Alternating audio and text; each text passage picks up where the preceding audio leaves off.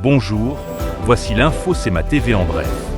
Du 1er mai au 30 juin dernier, Aventis Coopérative relançait pour une 3e édition sa campagne philanthropique Cooperdon au profit des travailleurs de rang, des établissements de santé et des maisons de la famille de la région.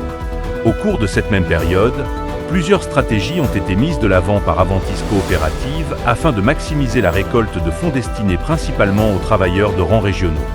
La participation de 25 centres de rénovation, 10 centres de machinerie, de même que le secteur agricole a permis de récolter 71 000 $, dont 19 000 $ seront remis pour les travailleurs de rang régionaux.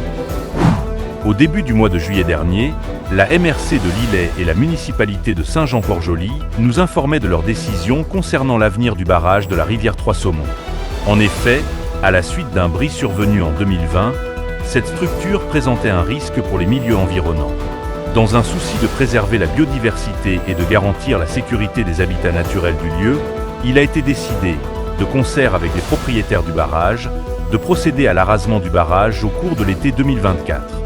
Monsieur Normand Caron, maire de Saint-Jean-Port-Joli et préfet de la MRC de Lillet, nous explique les raisons qui ont mené les élus de la municipalité à prendre cette décision. Il y a quelques années, le barrage de la rivière Trois-Saumons a été endommagé suite à une crue printanière. Le barrage était construit, il y avait 2 portes à chaque extrémité du barrage. Une des portes a été détruite, ce qui a fait que le courant de la rivière passait uniquement par cette brèche-là. Donc, ça amenait justement des problèmes au niveau de la biodiversité. Il y a une frayère au niveau de l'éperlan qui est à la base de la rivière aussi. Donc, ça pouvait mettre en cause justement la survie de cette frayère-là. Comme le moulin n'est plus actif non plus, donc ça ne donnait rien de conserver ou d'essayer de conserver le fameux barrage. Le portrait de la rentrée scolaire pour le centre de service scolaire Kamouraska-Rivière-du-Loup s'avère positif pour 2024-2025, alors que la très grande majorité des postes d'enseignants sont pourvus et que le nombre d'élèves se maintient.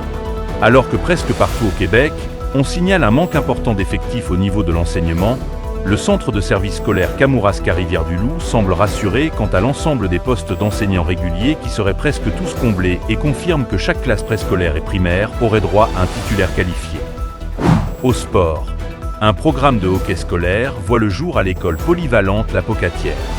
En effet, l'année scolaire 2024-2025 débutera avec une belle nouveauté alors qu'un programme de hockey scolaire voit le jour. Ainsi, les nouvelles équipes de hockey affichant les couleurs des Phénix prendront la glace d'assaut dès le 24 août pour le camp pré-saison.